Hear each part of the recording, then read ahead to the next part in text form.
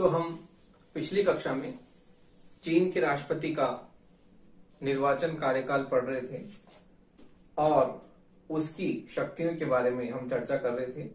हमने चीन के राष्ट्रपति की पहली शक्ति पढ़ा था विविधियां संबंधी शक्ति एवं कार्य, और दूसरी शक्ति हम पढ़ रहे थे विभिन्न पदों पर नियुक्ति एवं पद विमुक्ति संबंधी कार्य। तो देखिए, राष्ट्रपति जो है निम्नलिखित पदों पर नियुक्ति करता है।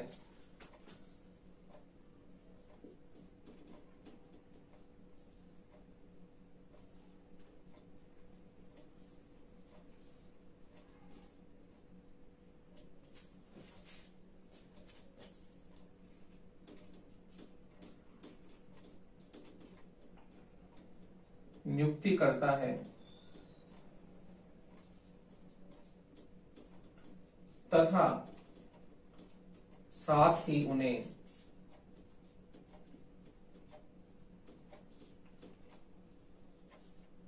पद विमुक्त भी कर सकता है।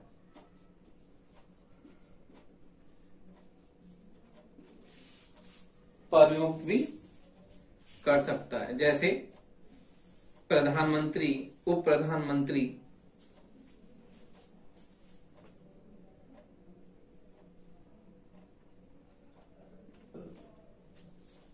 जैसे प्रधानमंत्री,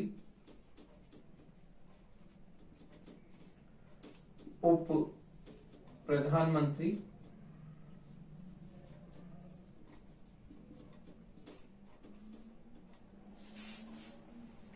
मंत्री, विभिन्न मंत्रालयों एवं आयोगों के विभिन्न मंत्री,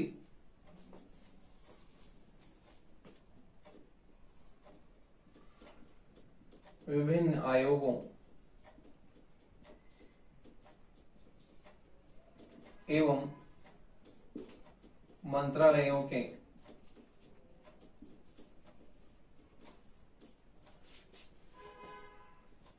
विभिन्न मंत्री,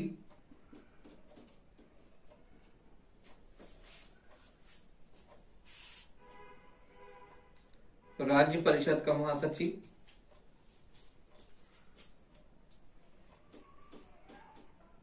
राज्य परिषद का महासचिव तथा महालेखा परीक्षक।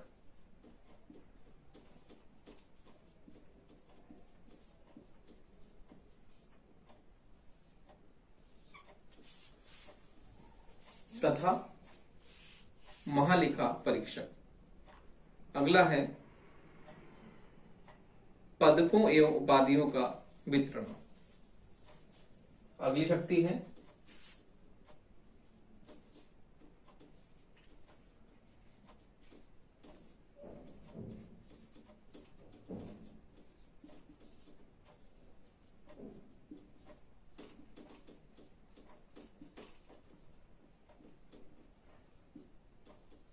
वितरण। देखिए, राष्ट्रपति राज्य की ओर से नागरिकों को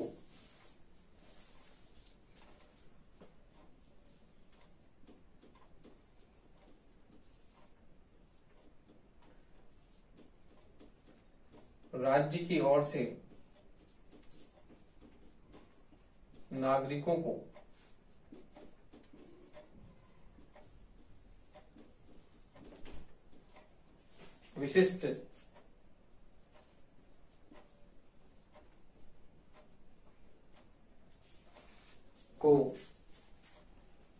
विशिष्ट पदक एवं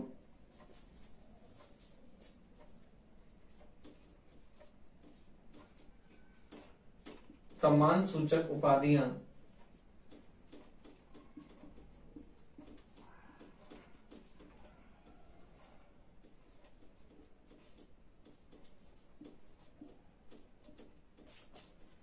प्रदान करता है।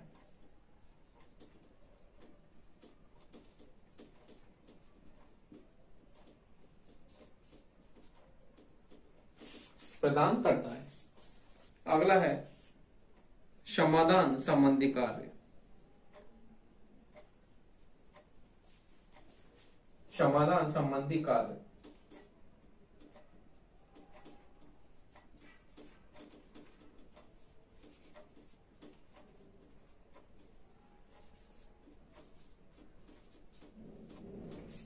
राष्ट्रपति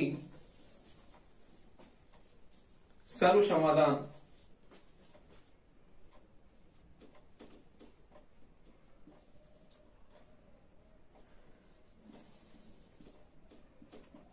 समाधान प्रदान कर सकता है और साथ ही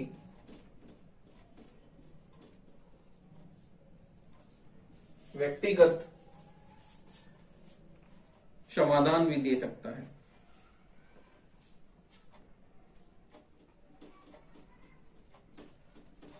व्यक्तिगत समाधान भी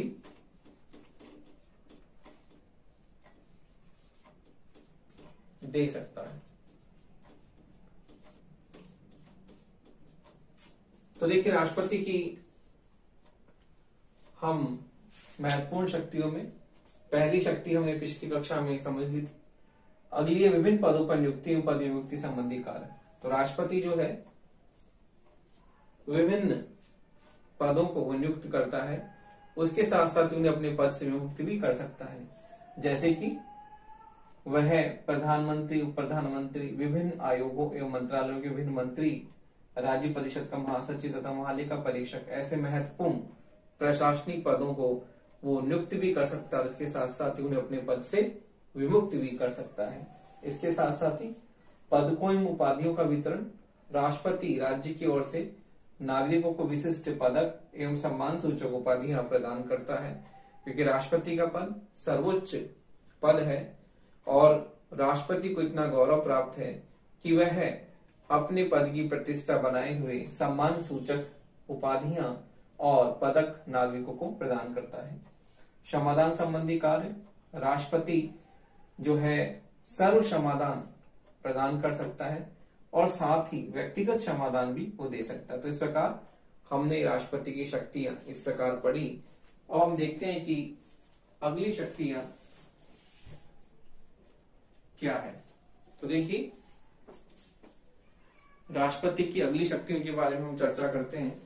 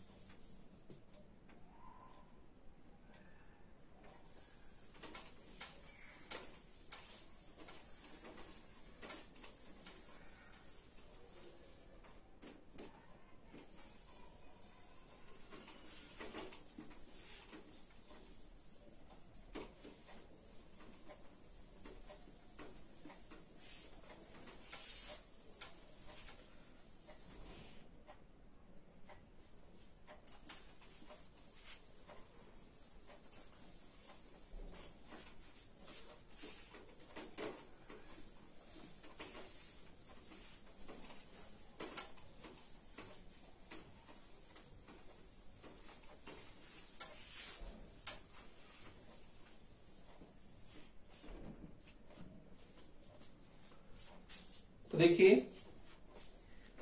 अगली शक्ति है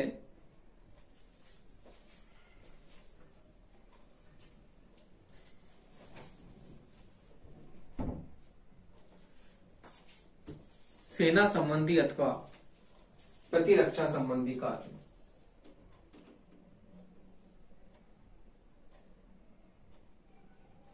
सेना संबंधी अथवा प्रतिरक्षा संबंधी कार्य।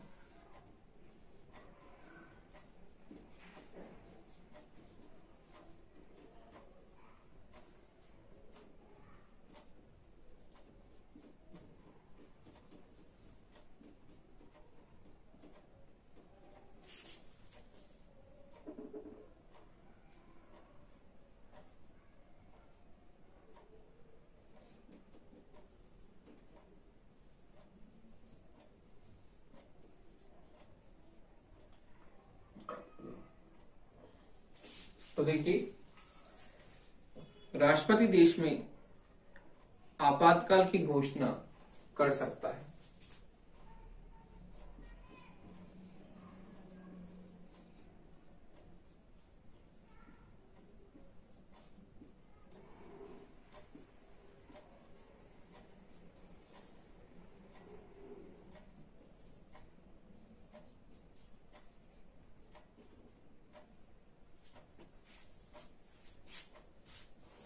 कर सकता है।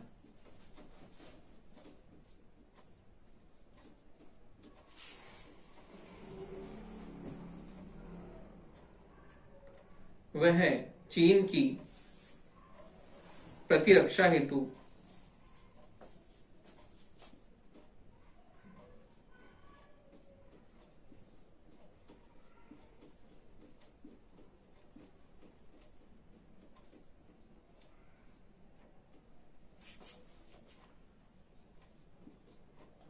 युद्ध की घोषणा भी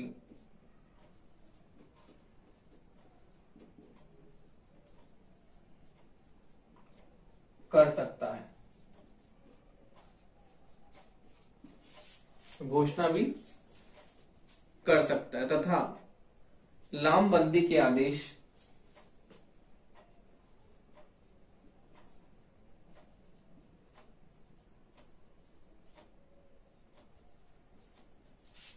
के आदेश लागू कर सकता है।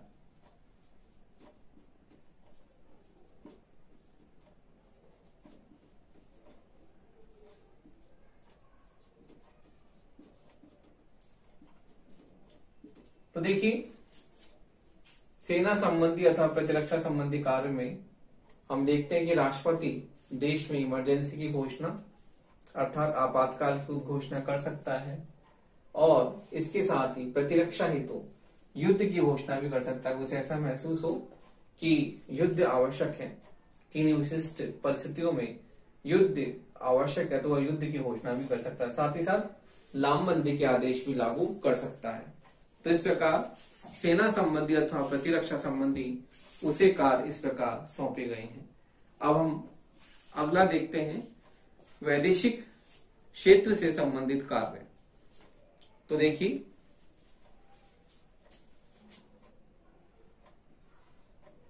वैदेशिक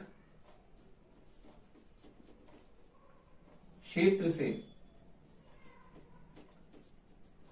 संबंधित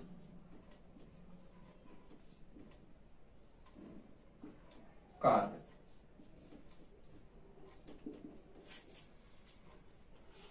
तो देखिए, राष्ट्रपति को निम्न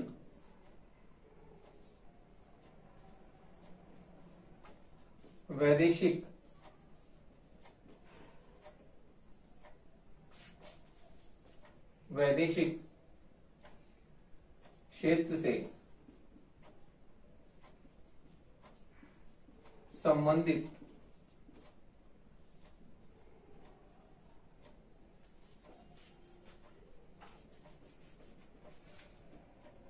क्षेत्र से संबंधित कार्य प्राप्त है।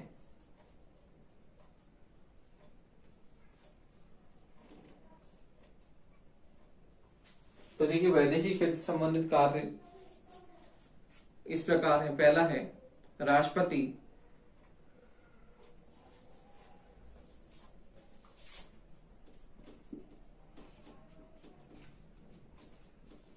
विदेशी राज्यों के संदर्भ में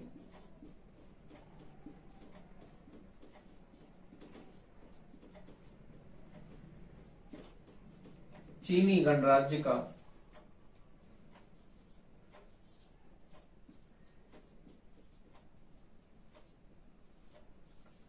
प्रतिनिधित्व करता है।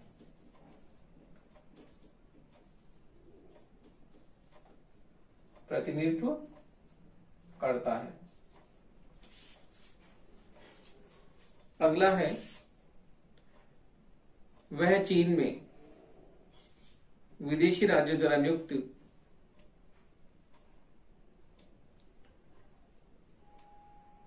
वह चीन में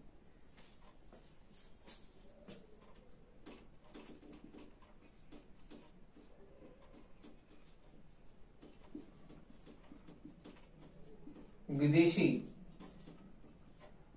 राज्यों द्वारा नियुक्त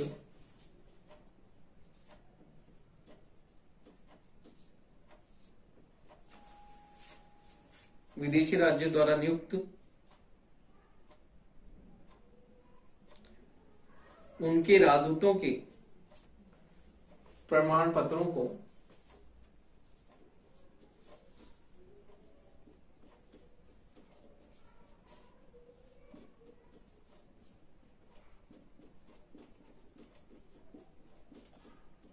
पत्रों को स्वीकार करता है।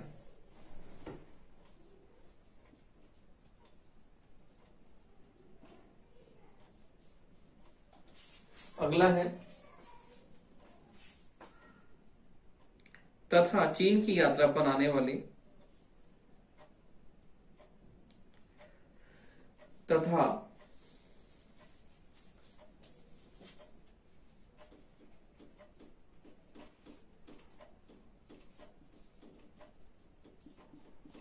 यात्रा पर आने वाले विदेशी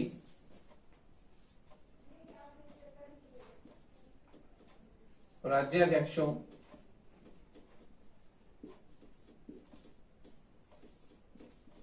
का स्वागत करता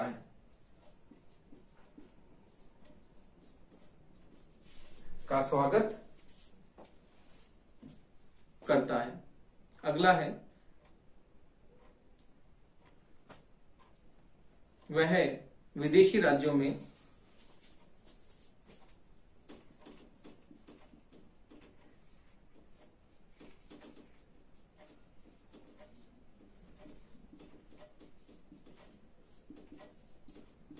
चीन के राजदूतों को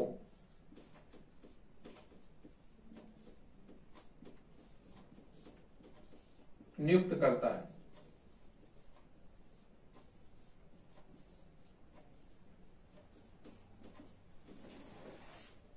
राजदूतों को नियुक्त करता है। अगला है,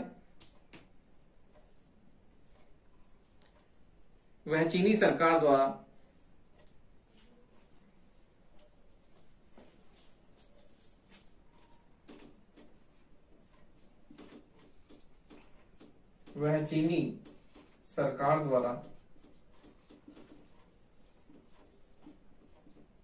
विदेशी राज्यों से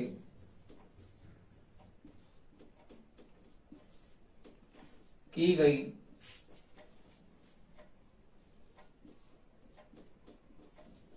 संधियों एवं समझौतों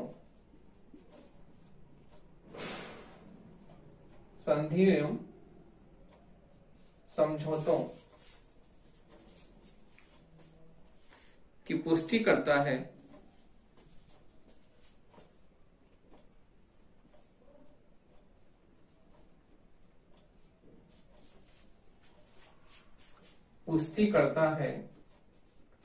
अथवा उन्हें रद्द करता है। तो देखिए, चीन के राष्ट्रपति को सेना संबंधी व प्रतिरक्षा संबंधी कार्य के साथ साथ उसे वैदेशिक क्षेत्र से संबंधित महत्वपूर्ण कार्य भी उसे दिए गए हैं। वैदेशिक क्षेत्र में उसे महत्वपूर्ण कार्य इस प्रकार है। पहला है, राष्ट्रपति विदेशी राज्यों के संदर्भ में चीनी गणराज्य का प्रतिनिधित्व करता है कि कहीं भी जो है उसको जाना होता है तो वो चीन का प्रतिनिधित्व करता है कि जैसे कि जो भी विश्व अंतर्राष्ट्रीय स्तर पर जो भी सम्मेलन होते हैं उन सम्मेलनों में वो चीन का प्रतिनिधित्व करता है, चीन की तरफ से वहां वह जाता है। अगला है, चीन में विदेशी राज्यों द्वारा नियुक्त उनके राजदूतों के प्रमाण पत्रों को स्वीकार करता है और चीन की यात्रा पर आने वाले विदेशी राज्याध्यक्षों का वह स्वागत भी करता है। इस तरह से औपचारिक रूप से उसे शक्तियां दी गई हैं। अगला है, वह विदेशी राज्यों में चीन के राजदूतों को नियुक्त करता है। इसके साथ साथ ही वह चीनी सरकार द्वारा विदेशी राज्यों से की गई संधि समझौते की पुष्टि करता है अथवा उन्हें रद्द करता है।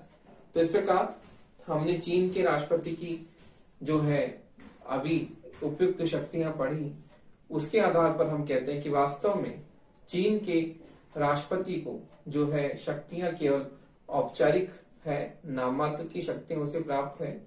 वास्तव में हम देखते हैं कि व्यवहार के स्तर पर वहां पर जो है राष्ट्रीय जन कांग्रेस और उसकी स्थायी समिति को ही महत्वपूर्ण शक्तियां प्राप्त हैं और राष्ट्रपति राष्ट्रीय जन कांग्रेस और उसकी स्थायी समिति के प्रस्तावों के आधार पर ही महत्वपूर्ण निर्णय करता है। तो इस प्रकार हम देखते हैं कि चीन में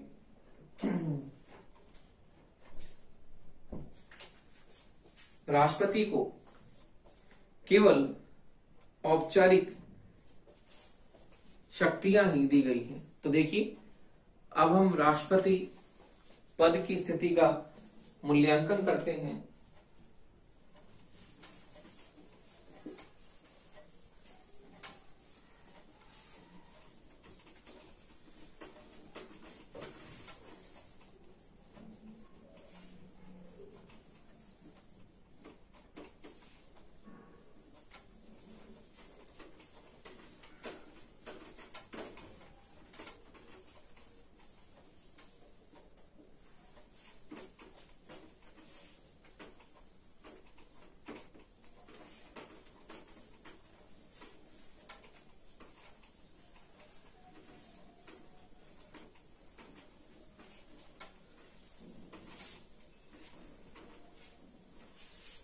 तो देखिए, राष्ट्रपति पद की स्थिति का मूल्यांकन।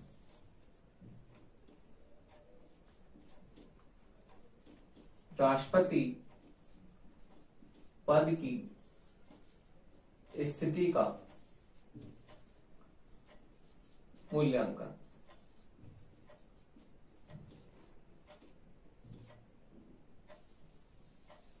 स्थिति का मूल्यांकन। तो देखिए, चीनी राष्ट्रपति पद की सैद्धांतिक एवं व्यवहारिक स्थिति में हमें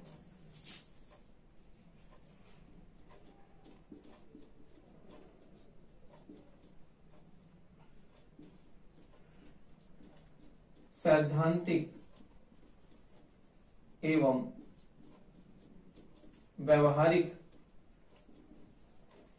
स्थिति में बहुत अंतर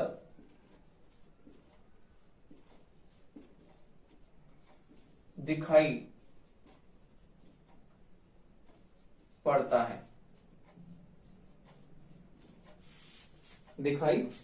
है। सिद्धांत रूप में संविधान ने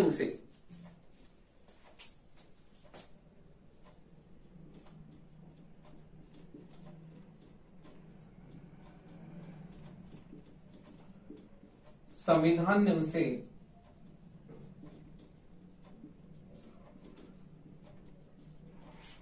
व्यापक शक्तियां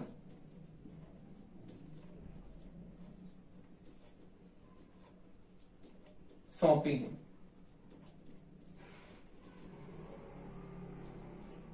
किंतु व्यवहार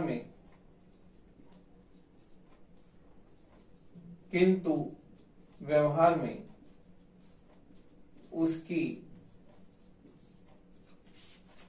व्यवहार में उसकी इन शक्तियों का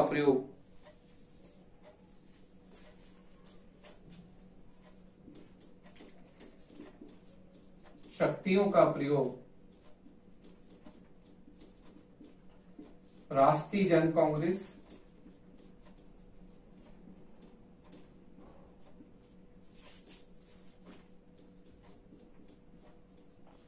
तथा उसकी स्थायी समिति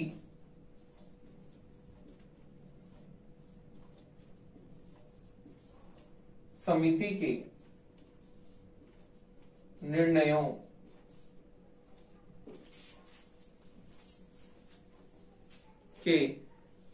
के अनुसार ही करता है। ये तो व्यवहार में उसकी इन शक्तियों का प्रयोग वह राष्ट्रीय जन कांग्रेस और उसकी स्थायी समिति के निर्णयों के अनुसार ही करता है। तो देखिए, इस प्रकार हम राष्ट्रपति पद का जब उसकी स्थिति का मूल्यांकन करते हैं तो हमें यह ज्ञात होता है कि सिद्धांत रूप में तो राष्ट्रपति को महत्वपूर्ण शक्तियां संविधान में प्रदान की गई हैं, लेकिन व्यवहार में हम देखते हैं कि उसकी इन शक्तियों का जो है प्रयोग करता है राष्ट्रीय जन कांग्रेस तथा उसकी स्थायी समिति के द्वारा ही करता है। तो देखिए, हम देखते हैं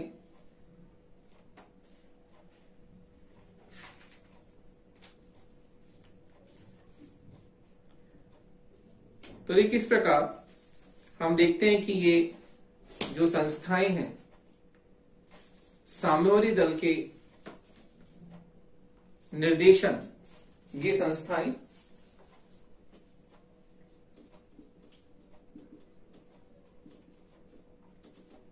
साम्यवादी दल के निर्देशन व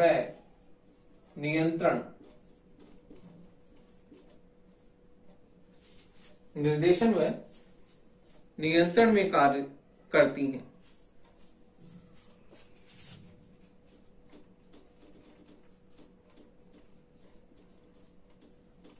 अतः यह कहा जा सकता है कि राष्ट्रीय जन कांग्रेस तथा इसकी स्थायी समिति के माध्यम से यह कहा जा सकता है कि राष्ट्रपति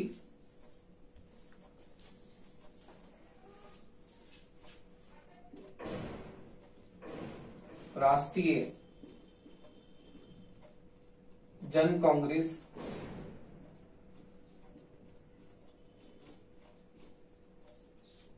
तथा इसकी स्थायी समिति के माध्यम से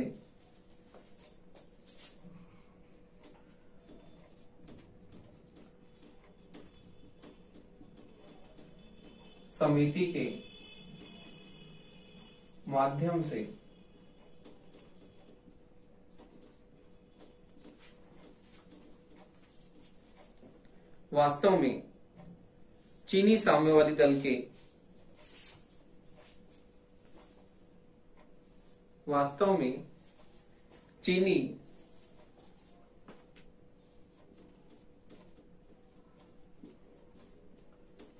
चीनी साम्यवादी दल के नियंत्रण में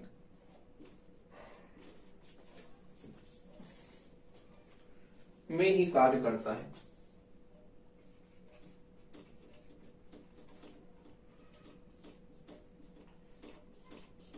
तो देखिए, इस प्रकार हम देखते हैं कि राष्ट्रपति पद की स्थिति का मूल्यांकन हम करते हैं तो मैं पाते हैं कि चीन में राष्ट्रपति की सैद्धांतिक व्यवहारिक स्थिति में अंतर है। व्यवहार में उसकी इन शक्तियों का प्रयोग राष्ट्रीय जन कांग्रेस की स्थायी समिति के निर्णय के अनुसार वो करता है। संविधान ने व्यापक शक्तियां उसे दी हैं फिर भी, लेकिन ये संस्थाएं राष्ट्रीय जन कांग्रेस स्थायी समिति सामवादी दल के निर्देशन नियंत्रण में कार्य करती हैं।